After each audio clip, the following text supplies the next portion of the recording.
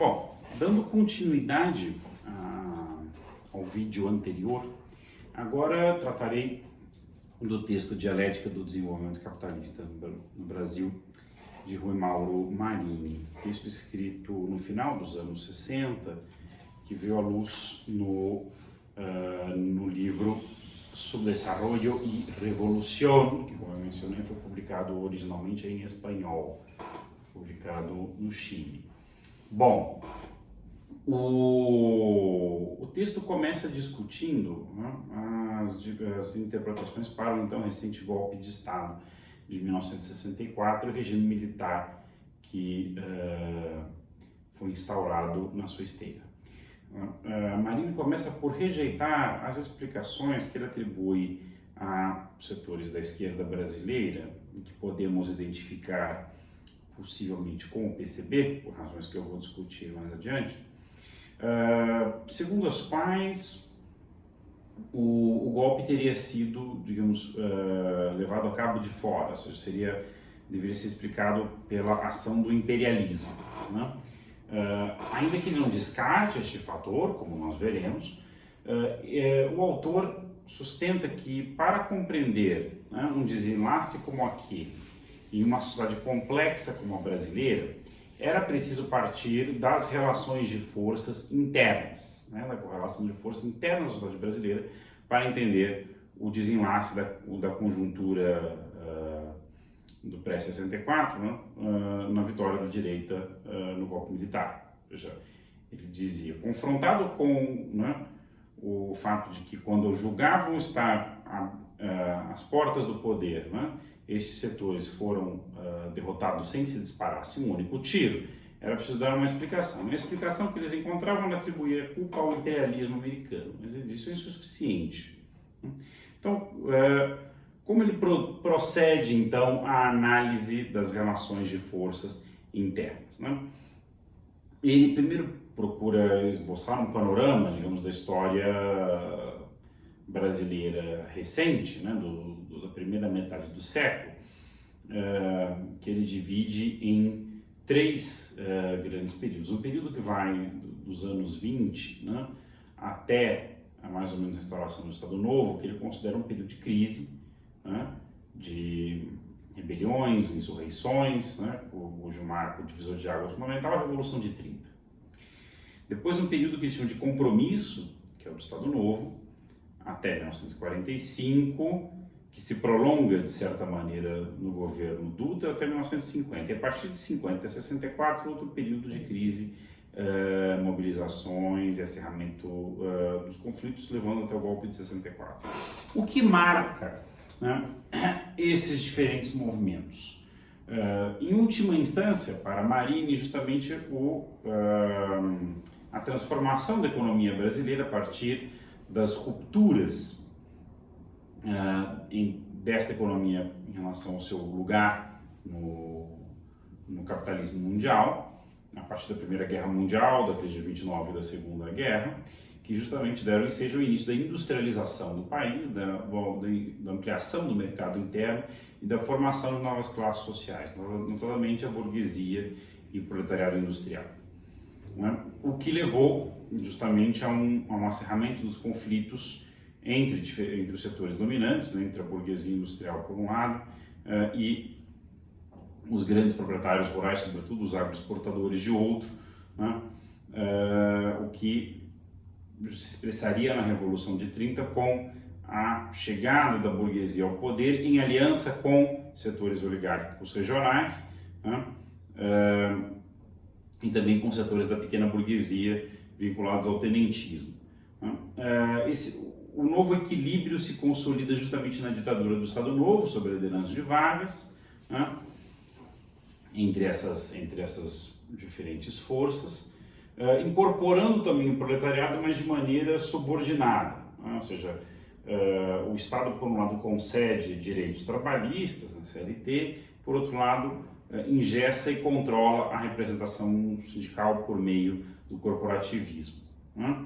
Mas o proletariado urbano, dessa maneira, é incorporado, ainda que de modo subalterno, né, ao Estado. Esse equilíbrio, como eu mencionei antes, se prolongaria, de certa maneira, no governo Dutra, né, um governo conservador, um governo forte, né, que mantém e, inclusive, intensifica a repressão aos sindicatos, né, ainda que nos marcos de uma democracia liberal. Né. Também é o período em que o Partido Comunista, que havia resgatado a sua legalidade em 45, a perde, né, só aqui faz um pequeno parênteses, né, um governo de perfil mais conservador. Né, que, aliás, era herdeiro direto do Estado Novo, né, o PSD, o partido governante, era visto formado parte da máquina das interventorias do Estado Novo. O próprio Dutra havia sido ministro de Getúlio durante o seu período ditatorial, né, ainda que eu tivesse deposto em 45.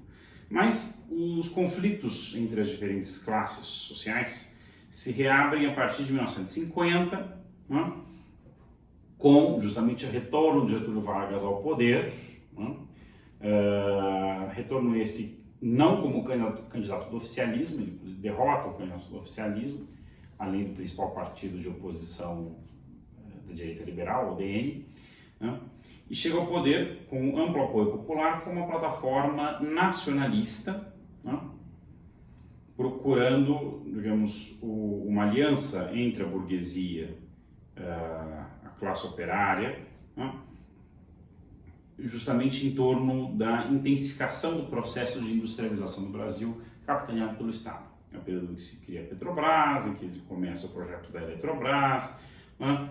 É um período em que Getúlio, sentindo as pressões dos trabalhadores, sobretudo a partir da greve dos 300 mil em 1953, passa a ter uma nova política de negociação com o movimento sindical, levada adiante por João Goulart, mas é um período também no qual Getúlio sofre crescentes pressões, sobretudo da burguesia agroexportadora, né, do latifúndio agroexportador, do capital estrangeiro, contra as suas políticas nacionalistas, e também de setores militares conservadores, o que leva à crise de 1954, na qual Getúlio é praticamente deposição que ele reverte com o seu suicídio, como vocês bem sabem, em agosto de 54.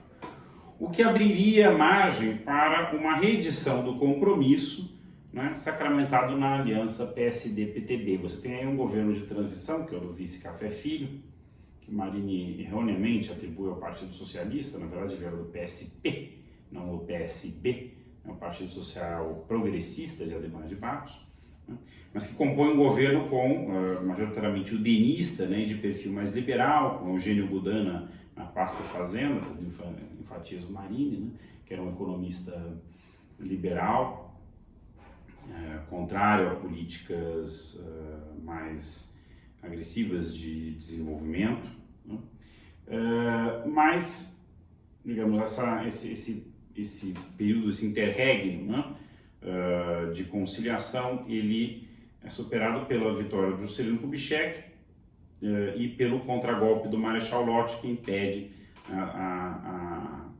o golpe da direita em marcha e garante a posse de Juscelino e João Goulart como presidente e vice-presidente. O que acontece nesse novo período, que assinala o Marinho? Juscelino intensifica a política de industrialização, né, mas ele o faz trazendo o capital estrangeiro para o centro do programa de desenvolvimento, né, por meio do financiamento externo, né, e da vinda das empresas multinacionais. Qual que é a grande questão aí que o Marini procura enfatizar?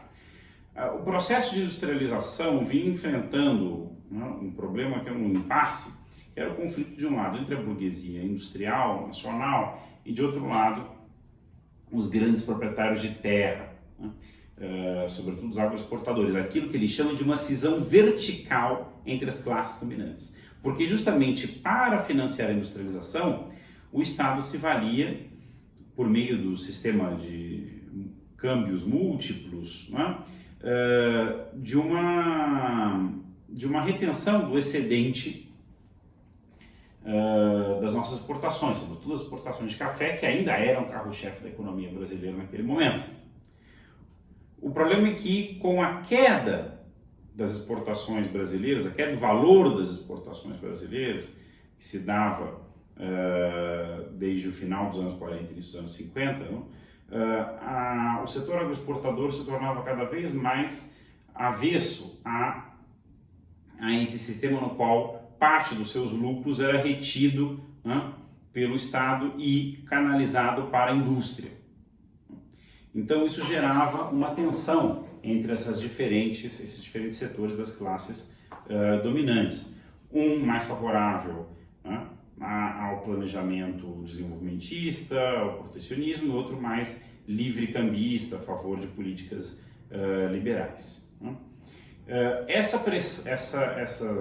conflitos são amenizados em grande medida com a solução que Juscelino encontra, que é a de propiciar o financiamento da industrialização por meio do recurso ao capital estrangeiro e ao endividamento externo, né? O que apazigua até certo ponto esses conflitos, mas na verdade os adia, né? Porque a contrapartida são, de um lado, um desequilíbrio crescente na balança de pagamentos do país, né? Um aumento do endividamento externo, né? E também pressões advindas das remessas de lucros das empresas multinacionais suas matrizes, o que pressiona a balança de pagamentos do país, e de outro lado uma crescente pressão inflacionária. Há um outro processo concomitante a esses conflitos e rearranjos entre as classes dominantes, que é o que eles chamam de uma cisão horizontal, isto é, a classe trabalhadora, até então controlada nos marcos da legislação corporativista do Estado Novo, né, ela tendia a cada vez mais pressionar esses diques de contenção, desenvolvendo uma ação sindical cada vez mais autônoma e cada vez mais agressiva nas suas reivindicações. Então, citei, por exemplo, a greve de 1953, dos 300 mil, que fez com que Getúlio Vargas mudasse a sua política, colocando no Ministério do Trabalho um ministro de perfil mais próximo ao sindicalismo, como foi João Goulart, né, que inclusive irritou profundamente o empresariado brasileiro com a proposta de reajuste de 100% do salário mínimo no início de 1954. E essas pressões vão aumentando, as pressões de baixo para cima, né, do movimento sindical, inclusive a partir do final do governo JK, com o aumento crescente do custo de vida e da inflação. Como diz Marini, né, a inflação ela expressa, em grande medida, uma disputa entre as classes sociais pelo excedente, né? Ou seja, a burguesia, né, digamos, se vale do mecanismo inflacionário para aumentar a sua porção na distribuição da riqueza produzida pela sociedade. O problema é que numa situação de desequilíbrio como o Brasil passa a viver a partir da virada dos anos 50 para os anos 60, essa espiral começa a sair do controle e o movimento sindical reage justamente pressionando por meio de greves, etc., pelo reajuste periódico dos salários, né? Havia um outro gargalo que era o problema fundiário, que estava associado à inflação, né? O problema fundiário, por quê? Porque justamente a estrutura extremamente desigual de distribuição da terra levava a uma baixa incorporação do progresso tecnológico na agricultura, a uma baixa produtividade do solo. Isso é uma coisa que vocês devem ter visto, inclusive, no texto do Furtado, né? Ele discute isso, né, na pré-revolução brasileira, né? Quer dizer, a baixa produtividade da agricultura, da força de trabalho empregada no campo, os baixíssimos níveis de vida dessa população rural, inclusive, levavam a um aumento dos preços dos alimentos, que era prejudicado pela ação especulativa dos atravessadores e comerciantes, etc., levando a um aumento do custo de vida nas cidades, ao mesmo tempo em que a migração de mão de obra do campo para a cidade aviltava o nível geral de salários. Então, a questão agrária passa a se tornar, a partir do início dos anos 60, uma questão ineludível para o conjunto das forças políticas e sociais do país. Tanto do ponto de vista burguês, como do ponto de vista do movimento operário, a reforma agrária, por diferentes razões, era uma urgência, mas ela encontrava uma forte resistência dos setores latifundiários, tradicionalmente muito bem instalados no Estado brasileiro. Por outro lado, né, o capital estrangeiro, a entrada do capital estrangeiro, né, favorecia uma crescente integração entre as empresas multinacionais e os interesses capitalistas nacionais, por meio da associação entre empresas brasileiras e empresas estrangeiras, que foi amplamente favorecido pelo governo Juscelino Kubitschek. O que muda também o perfil do empresariado. Trata-se de um capital cada vez mais monopolista, né, e cada vez mais integrado à economia internacional, né, o que o distingue do pequeno e médio capital nacionais, né, e o afasta esse setor da burguesia associado aos capitais estrangeiros de políticas mais nacionalistas, como por exemplo aquelas que haviam sido desenvolvidas por Vargas no seu primeiro governo. Então, há um acúmulo de tensões entre setores das classes dominantes e entre as classes dominantes e as classes subalternas, né, a que se deve acrescentar aí no início dos anos 60, no final dos anos 50 e início dos anos 60, a crescente organização dos trabalhadores rurais e camponeses pressionando pela reforma agrária, né, que era um setor até então praticamente excluído da vida política brasileira, e que passa a atuar cada vez mais por meio de ligas camponesas e sindicatos. O Brasil chega no início dos anos 60 a um impasse. Né? E esse impasse leva a tentativas de arranjos bonapartistas, este é o conceito usado pelo Marini, né? Retirado aí de Karl Marx, no 18 Brumário, né? Texto que vocês bem conhecem, no qual líderes fortes tentavam construir alianças policlassistas capazes de despolarizar o conflito de classes e encontrar saídas para os problemas do desenvolvimento brasileiro. A primeira tentativa nesse sentido foi a de Jânio Quadros, famoso líder carismático paulista, fez uma aliança eleitoral com a UDN, mas conseguiu uma ampla parcela do voto popular, justamente denunciando não apenas a corrupção, né, como um famoso figura de campanha da vassourinha, né, mas também a alta do custo de vida, a inflação, etc., que é o que o Marinho enfatiza, é um elemento mais popular na sua plataforma eleitoral, e chega ao governo promovendo, por um lado, uma política econômica interna conservadora, não uma política repressiva em relação a sindicatos e greves, mas uma política econômica conservadora, calcada na desinflação, isto é, na redução das pressões inflacionárias por meio da desvalorização da moeda, mas no fronte externo, né, para se contrapor ao estrangulamento do nosso comércio exterior, pela capacidade limitada do nosso principal comprador, né, os Estados Unidos, de absorver a nossa produção, Jânio busca uma política externa independente, né, justamente procurando abrir novos mercados para o Brasil, não apenas nos novos países descolonizados da África e da Ásia, mas também nos países socialistas, como a União Soviética e a China Popular, abrindo embaixadas nesses países, o que gera não poucas reações adversas da direita brasileira. O caso de Carlos Lacerda, né, líder histórico da UDN, que rompe estrepitosamente com o Jânio Quadros. Então, em face dessas pressões da sua versão de governar com os partidos, Jânio tenta uma manobra bonapartista de, por meio de uma renúncia, forçar um apoio militar ao seu retorno com plenos poderes ao governo, o que fracassa, né?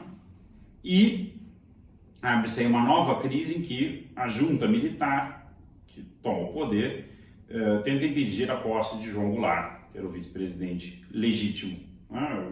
Portanto, seria o presidente legal em caso de renúncia. Essa crise é resolvida com um arranjo parlamentarista em que Jango assume o poder, porém com seus poderes diminuídos pelo parlamento. E aí abre-se um novo período de mobilizações. Jango era mais próximo das esquerdas e dos sindicatos. Ele não era o vice na chapa de Jango originalmente, naquela época, só um parênteses aqui, vice-presidente e presidente podiam ser votados de chapas distintas, né? E Jango então começa uma luta por retomar os seus poderes presidenciais por meio de um plebiscito, o que ele consegue depois de uma forte pressão dos sindicatos com 2 greves gerais em julho e setembro de 1962. Então ocorre um plebiscito no início do ano de 63 e Jango retoma os seus poderes. O que ele propõe a partir daí? Mais uma vez um plano econômico que, segundo Marini, também teria características bonapartistas. O plano trienal, cujo autor, como eu mencionei na videoaula passada, foi justamente Celso Furtado.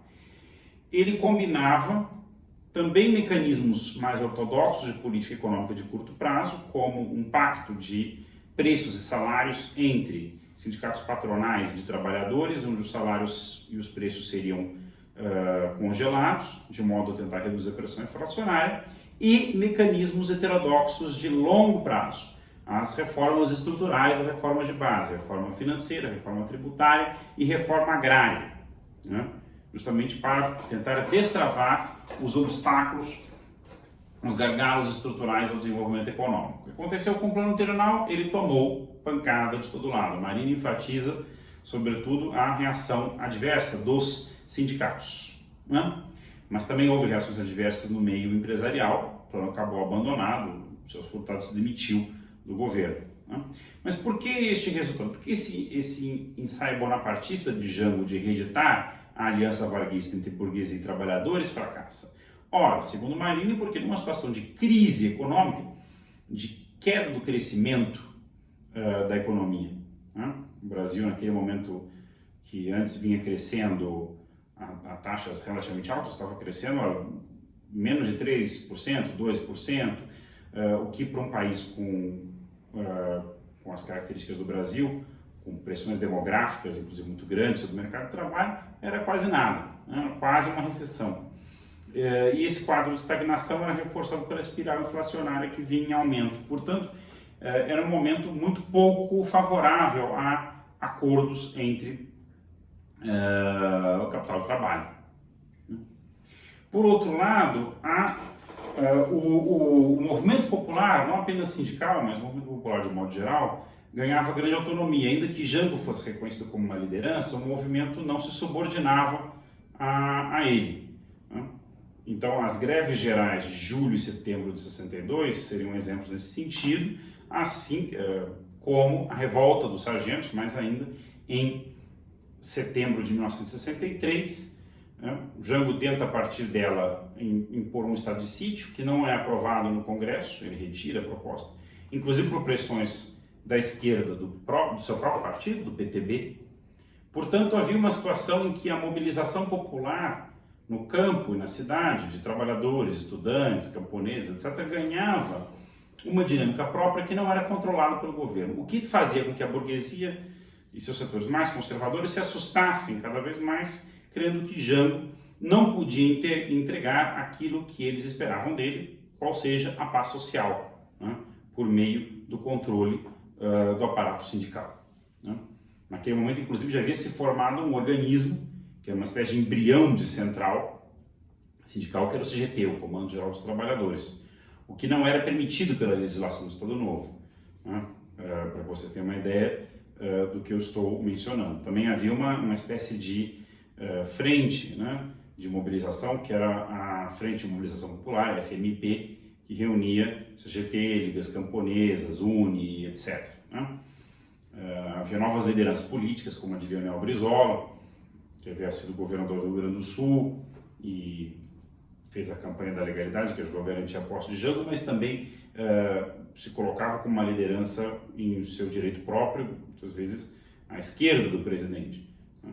Miguel Arraes em Pernambuco, etc., né?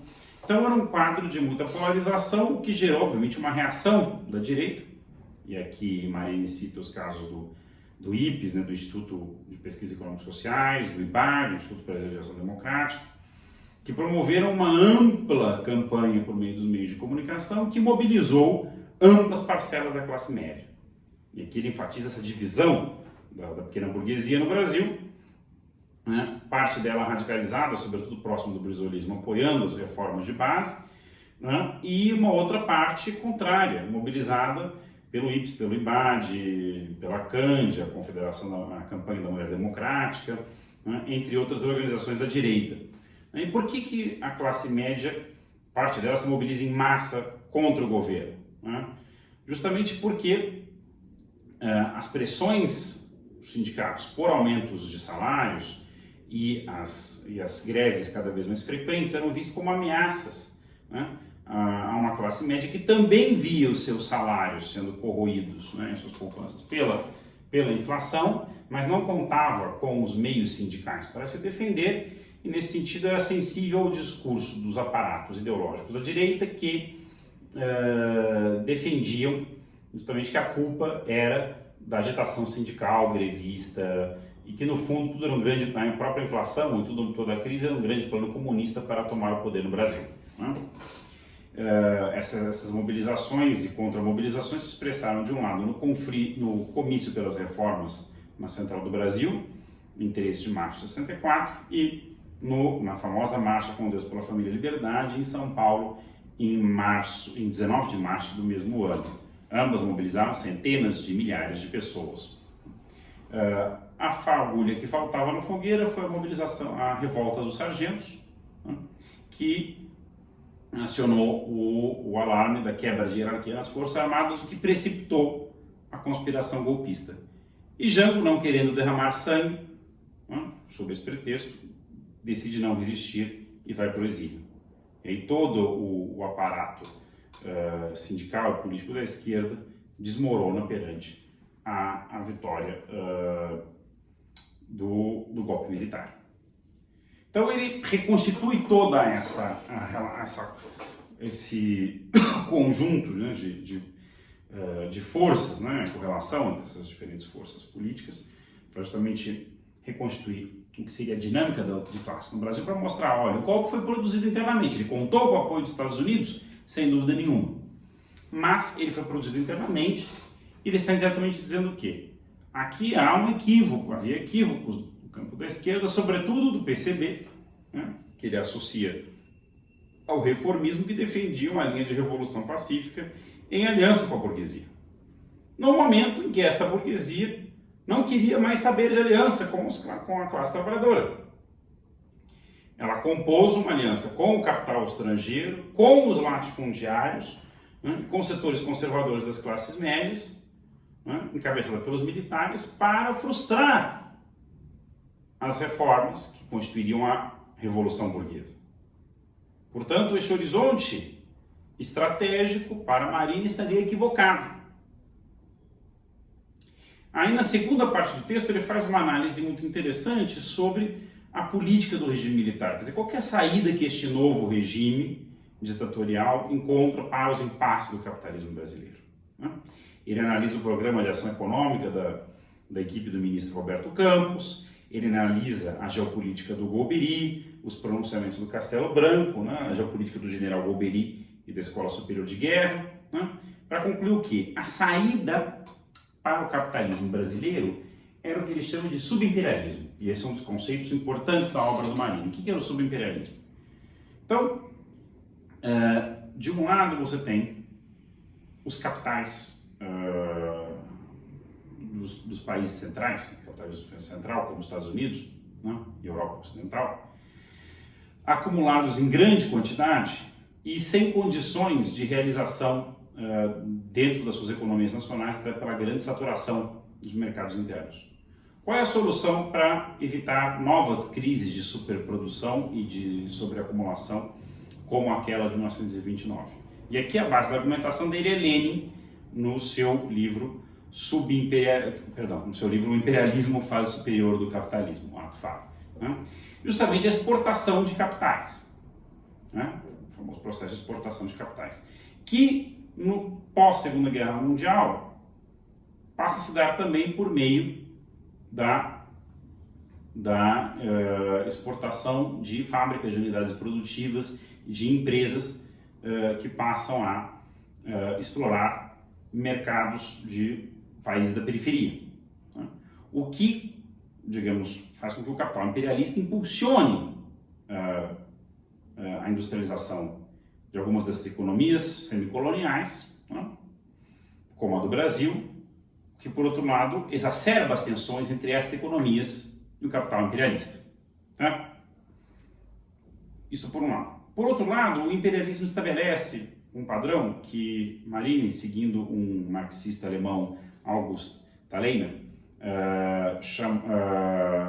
chamou de cooperação antagônica, né? Entre as potências imperialistas e também entre elas e os países do capitalismo periférico.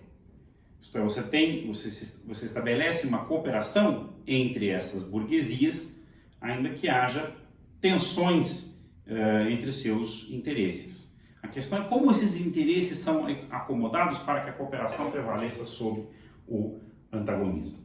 No caso específico de uma economia periférica como a brasileira, não sendo descartada a priori saídas como as reformas estruturais, a reforma agrária, etc., até pela aliança que se estabeleceu, né,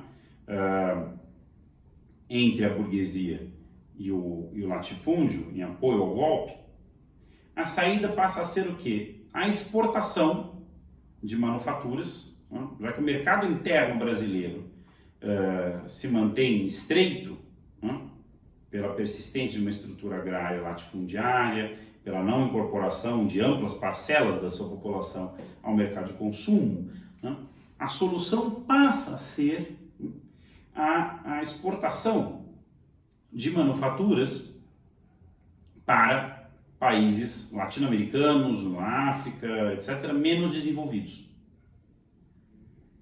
O que é conseguido por meio de uma aceleração da industrialização apoiada pelo Estado e pelo capital estrangeiro, que tinha um papel chave no projeto econômico do novo regime, e ao mesmo tempo por meio de uma inserção subordinada do Brasil na geopolítica da Guerra Fria dos Estados Unidos, né, abandonando a ideia de uma terceira posição, de uma política externa independente, mas ao mesmo tempo afirmando as suas pretensões a ser um país-chave dentro dessa aliança ocidental no contexto da América do Sul.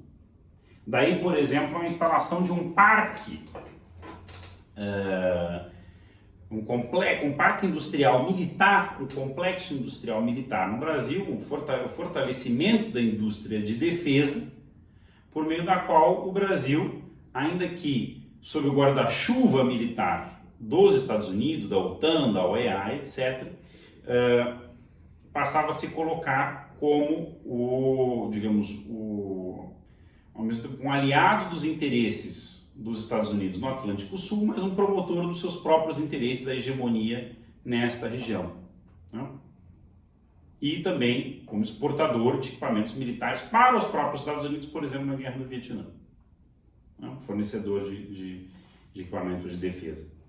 Portanto, daí vem a ideia de subimperialismo, porque a saída da burguesia brasileira era promover uma política imperialista no exterior, mas subordinada ao imperialismo hegemônico dos Estados Unidos.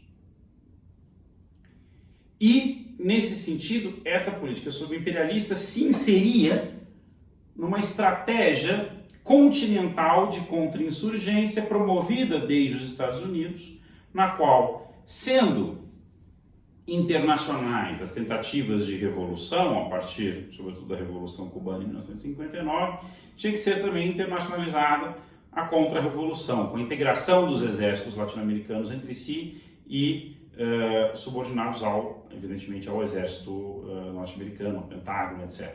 Né? Era justamente este arranjo geopolítico mais amplo, orquestrado pelos Estados Unidos, que permitia à burguesia brasileira e a setores do aparelho do Estado, sobretudo os militares, digamos, acalentarem esses projetos subimperialistas na região, o que tornava o regime brasileiro né, uma espécie de baluarte da contra-insurgência em âmbito continental. Para Marini, isso reforçaria tanto a necessidade de, né, intensificar a luta de classes no Brasil, como de vinculá-la cada vez mais à luta de classes no âmbito latino-americano, né, porque a solução, digamos, para o impasse promovido, né, pelo golpe militar e pelo subimperialismo, e o ônus que ele gerava para a classe operária brasileira, no sentido de uma política de industrialização calcada no arroxo salarial e, portanto, na pior das condições de vida da maior parte da população, não podia se dar mais por meio de uma revolução burguesa, né? Só podia se dar por meio de uma revolução socialista, o que precisaria ser um movimento de âmbito internacional.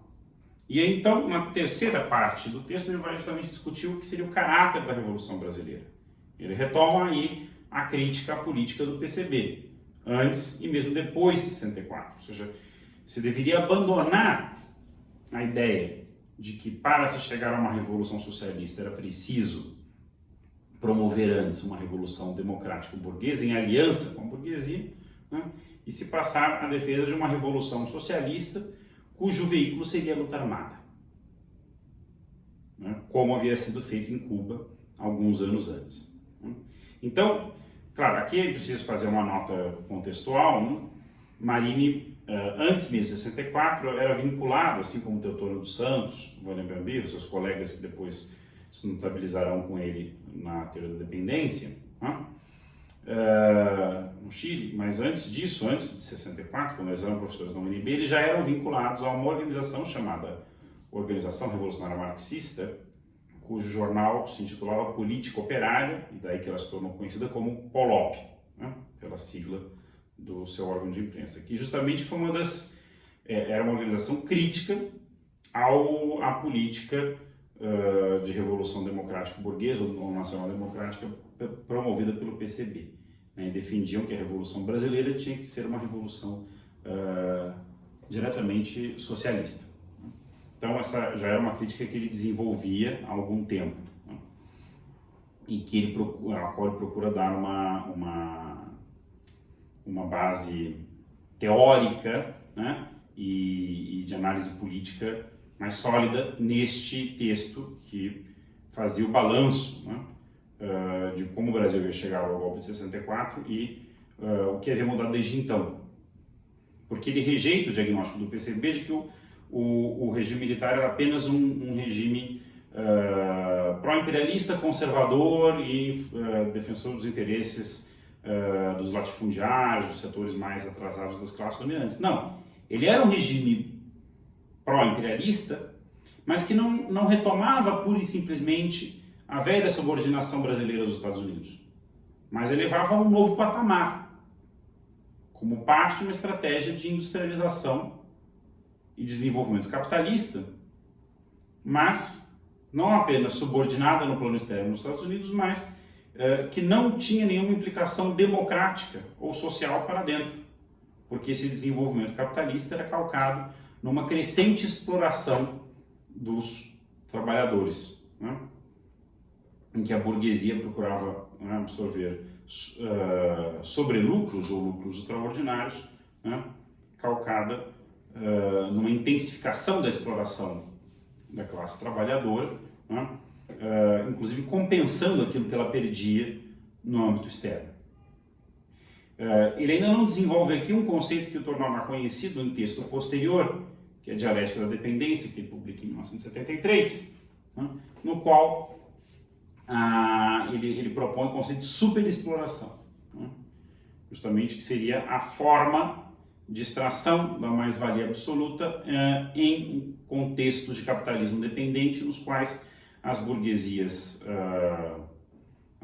dependentes compensam suas perdas em relação ao capital imperialista no comércio internacional por meio de um rebaixamento dos salários abaixo do nível de subsistência e reprodução da força de trabalho.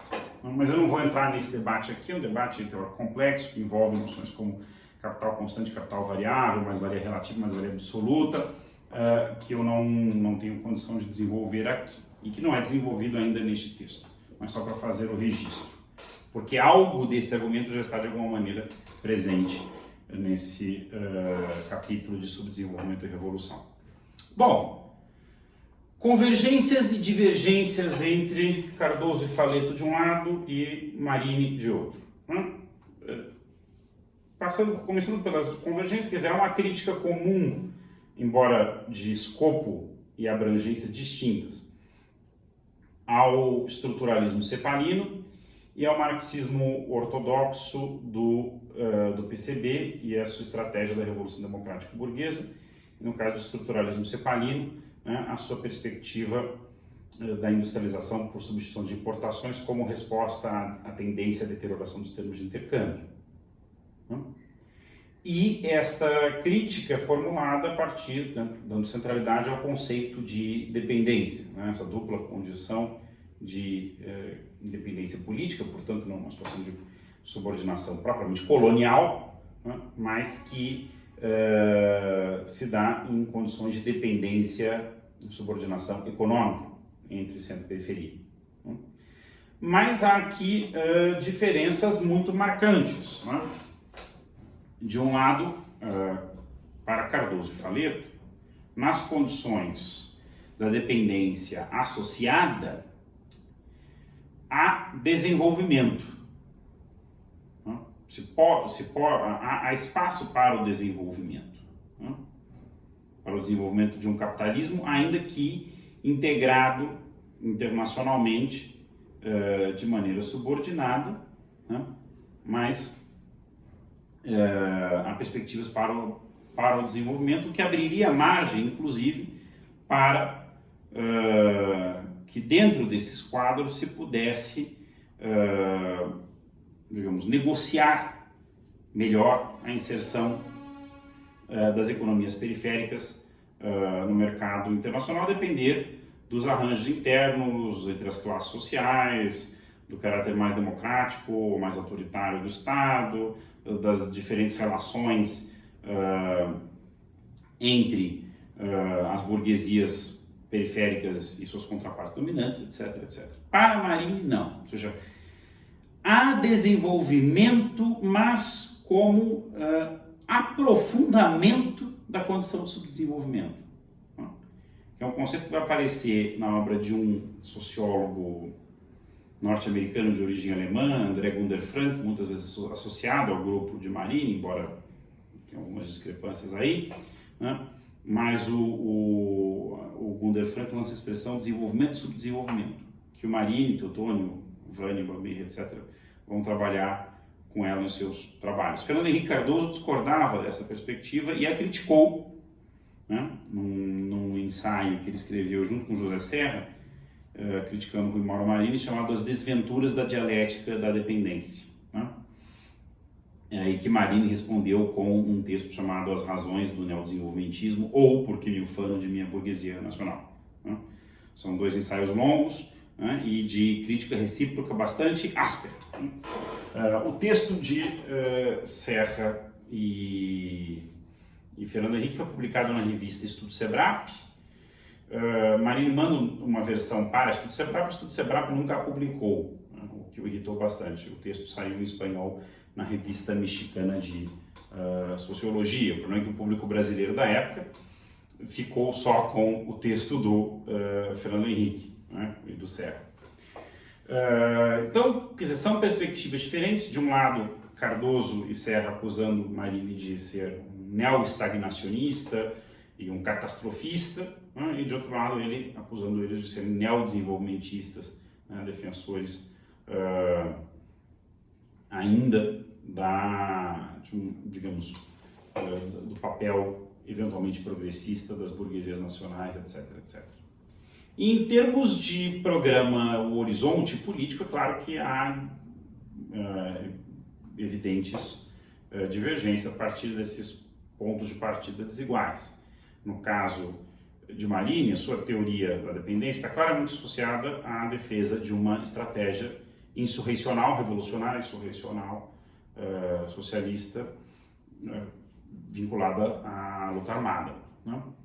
E, no caso de Cardoso e Faleto, não. Inclusive, essa alternativa da luta armada é claramente deixada de lado. Né? E não há um programa muito claro vinculado à sua análise. Né? Como mencionei no vídeo anterior, eles se colocam do ponto de vista da oposição, né, ao regime militar, claramente, em favor de uma, mais em favor de uma luta democrática. E o que faz sentido pelas suas, enfim, trajetórias posteriores, né? Fernando Henrique integrando a oposição à ditadura via MDB, né? E o Marinho no Chile foi militante do MIR, que era uma organização revolucionária à esquerda, inclusive da Unidade Popular de Allende, né? Sempre foi mais próximo de alternativas mais radicais. Né? Não vou entrar aqui numa polêmica comum, né, se o conceito de dependência associado ao Fernando Henrique, de alguma maneira, antecipa ou não as políticas que ele desenvolveu décadas depois como presidente, no sentido de uma inserção subalterna do Brasil na globalização, na liberal, etc. Essa é uma polêmica levantada pelo José Luiz Fiore, num artigo dos anos 90 chamado Os Moedeiros Falsos, e que recebeu várias críticas, na qual ele defende que há uma coerência entre a abordagem do Fernando Henrique da dependência e o que ele fez depois como presidente. Né? Isto é, se a dependência associada ao limite, não há possibilidade de um capitalismo nacional, por um lado, e nem de uma revolução socialista, por outro, acomodemos-nos da melhor maneira possível a ela, né, em cada contexto. Mas há quem diga que não, né, que Fernando Henrique tinha um horizonte político à esquerda, crítico, até ainda próximo do socialismo no final dos anos 60, coisa que evidentemente nos anos 90 ele já não tinha mais e, portanto, não dá para derivar uma coisa da outra com décadas de intervalo. Né? Só deixo aqui o registro e não vou tomar uma posição nessa querela. Né? Algumas indicações de leitura.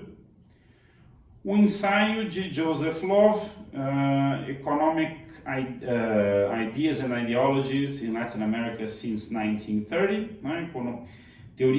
Ideias e Ideologias Econômicas na América Latina desde 1930, que está numa coletânea chamada Ideas and Ideologies in 20th Century Latin America, organizada pelo historiador inglês Leslie Bethel, que revisa todo o debate cepalino e depois dependentista. Também recomendo a leitura do texto do Teotônio dos Santos, publicado em 2000, Teoria da Dependência, um balanço. É bastante interessante, ele faz um balanço crítico da literatura sobre a dependência e também propõe alguns critérios de classificação das diferentes abordagens. Do Fernando Henrique Cardoso, o consumo da teoria da dependência nos Estados Unidos, que está numa coletânea chamada As Ideias e Seu Lugar, em que ele, inclusive, procura criticar o seu equívoco de muitos leitores norte-americanos da dependência que equivaliam a sua abordagem de Faleto às abordagens de Marini, Teotônio e Gunder Frank, que ele rejeitava. Também vale a pena dar uma lida no texto de Francis Couvefort, crítico à teoria da dependência, teoria da dependência, análise de classe ou ideologia, algo assim, que é o último capítulo do livro Populismo na Política Brasileira, e tem uma resposta do Fernando Henrique Cardoso a esse artigo. Vários desses textos, assim como uma resposta da Vani Bambirra também, vários desses textos podem ser encontrados no volume 2 de uma coletânea organizada pelo Rui Mauro Marinho em 1995, no final da vida, com uma outra professora da UNAM, Márgara Milan, chamada Teoria Social Latino-Americana. O volume 2, são 3 volumes, é dedicado especialmente à controvérsia da dependência. Então tem textos do Marinho, do Teotônio, Gunder Frank, do Fernando Henrique Cardoso, tem o texto do Verfort, a resposta do Fernando Henrique Cardoso, a resposta da Vani Bambirra, é bem completa a seleção que eles fizeram. Então, ficam aqui estas recomendações e com esta aula encerro, portanto, a a segunda unidade do curso, Nação, Desenvolvimento e Dependência, e a partir da videoaula que vem passamos à terceira unidade, Classes Subalternas e os Obstáculos à Democracia, com o texto de Caio Prado Júnior, Evolução Política do Brasil, voltando assim aos anos 30.